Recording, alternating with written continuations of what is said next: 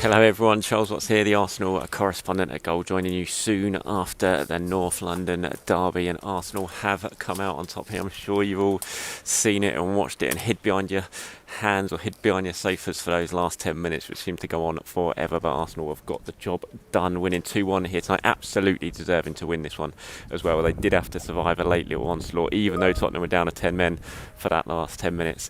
And Mikel Arteta's just spoken after the game, and he admitted that Arsenal saw out those last 10 minutes really, really badly, and said it was a lesson for them to learn. But he was absolutely delighted with the rest of the 80 minutes, the way his team played, and they were very, very good here. Obviously, the big story is about Pierre-Emerick Aubameyang. He was dropped for disciplinary reasons for breach of pre-match protocol. Mikel's just been speaking about it in his press conference. I'm sure you've probably seen what he had to say on the TV as well. I'll run through a little bit about what he had to say soon in this video, but that was the big story. It was a big call by Mikel Arteta, leaving out his captain, leaving out his talisman, ahead of such a big game against the North London derby. Aubameyang scored on his last 2 home North London derbies. He scored 9 in his last 12 coming into this game. You know, he's Arsenal's best goal threat, and although Thursday night's Europa League game is potentially, in terms of the season, a bigger game for Arsenal, this is still the North London derby, and if you leave out your captain, and he was going to start, and you decide to leave out your captain just before kick-off, then it's a big decision, and it opens yourself up to scrutiny. Had it gone wrong, sure, Mikel would have come in for an awful lot of criticism, but his players performed really, really well without Aubameyang, and they absolutely deserve to win this game. First half especially, they were fantastic, yet they went behind to a ridiculously good goal by Eric Lamela. I'm just watching it on the replays now, actually. I'm sure, again, if you've seen it, the Rabona from him. That was their only shot on target, only shot the whole half, Tottenham. Finished at half-time, Arsenal had 10 shots, Tottenham had 1, and it was 1-1. And Arsenal needed a goal just before half-time from Martin Odegaard to get them level. They would have been kicking themselves if they'd gone in at half-time trailing, and it looked for some time that was going to be the case.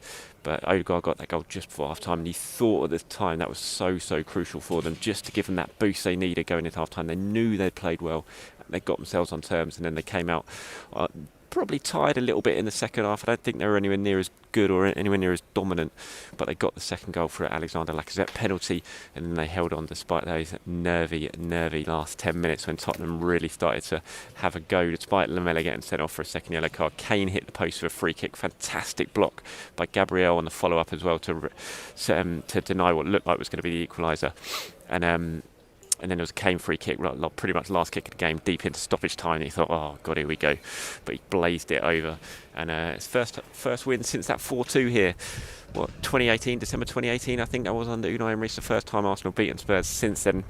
It keeps them 10th in the Premier League, but it moves them up to within 5 points of Everton in 6th, still 10 points off the top 4.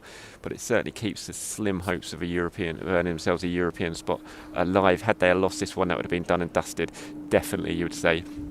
But now they've still got a slight opportunity of doing something in terms of the league, getting themselves a European spot, and just keeps the momentum going after that really big win against Olympiacos on Thursday night. This just adds to the momentum now, and hopefully sends them into Thursday night's game with a real boost.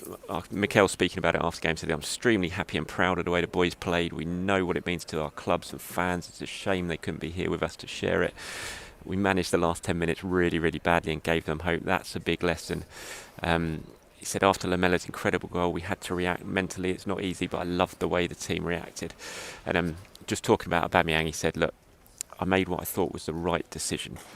And we draw a line there, and now let's move on. We know how important Auba is for us and for the club, and that's it. It's been dealt with, and let's move on. When he was asked, had Auba taken it well, he said, I hope so, yeah. Although it was quite obvious watching after the game, all the subs who hadn't come on were doing the warm down on the pitch after the game, as is the way, but there was no sign of Aubameyang. He wasn't out there with the rest of the subs, so maybe that's a little bit interesting in terms of Aubameyang's mood and how he's taken Mikel Arteta's decision today. But I think let's worry about that for the next couple of days, shall we? Let's just tonight enjoy this win. It's been a while since Arsenal beaten Spurs, so let's just enjoy this one, shall we, and celebrate a North London derby victory for Arsenal. Just a little bit before I get onto my player ratings on Bukayo Saka, he went off at half-time. Nicolas Pepe came on in the second half. Hamstring injury for Saka. Mikel's not sure yet how bad it is. He said didn't know, but he was feeling his hamstring, and that's why he decided to take him off. Right, let's go through player ratings then, shall we? Let me just bring these up. And lots of good performances today, I thought.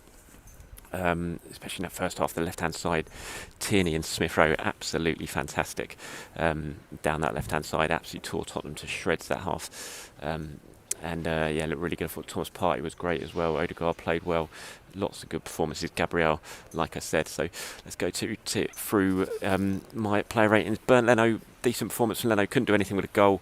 Came and claimed a few crosses. Punched well. Didn't have too much to do other than that. I think looking at the stats, how many shots on target Spurs have? 2, so not too much for Leno to do in that regard, but solid performance from Leno. I'm going to give him a 6. David Luiz and Gabriel I thought were very good at centre back, coped really well. Kane barely got a sniff apart from set pieces. Give them both in fact I'm going to give Gabriel an 8, going to give Luiz a 7.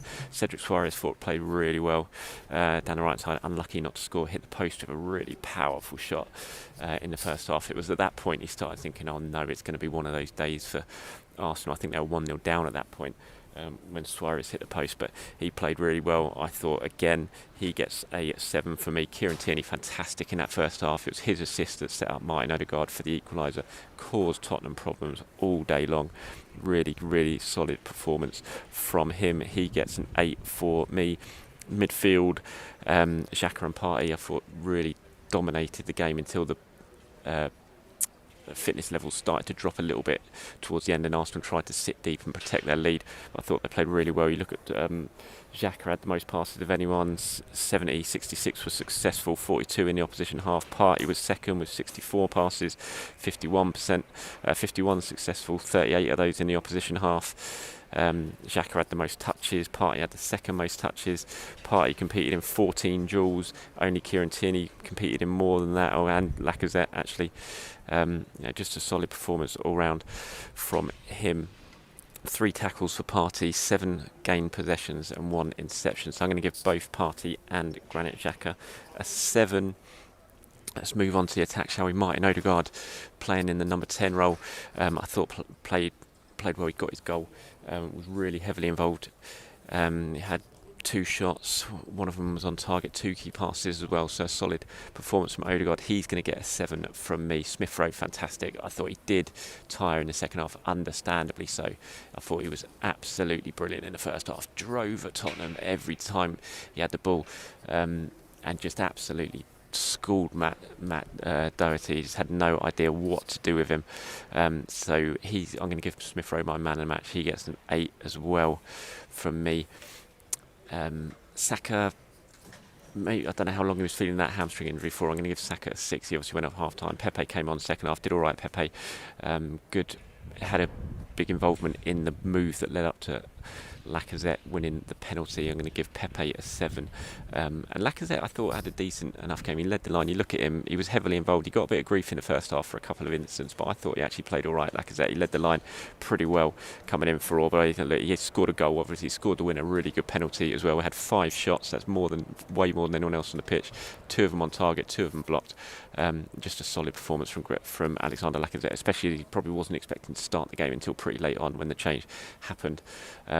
So a good solid performance from Laka. I'm going to give him a 7 as well. All in all, a very, very good day for Arsenal. Yes, Aubameyang is going to dominate the headlines even though Arsenal have won. And yes, that's going to be something that's going to probably rumble on for a couple of days now in the build-up to the Olympiacos game.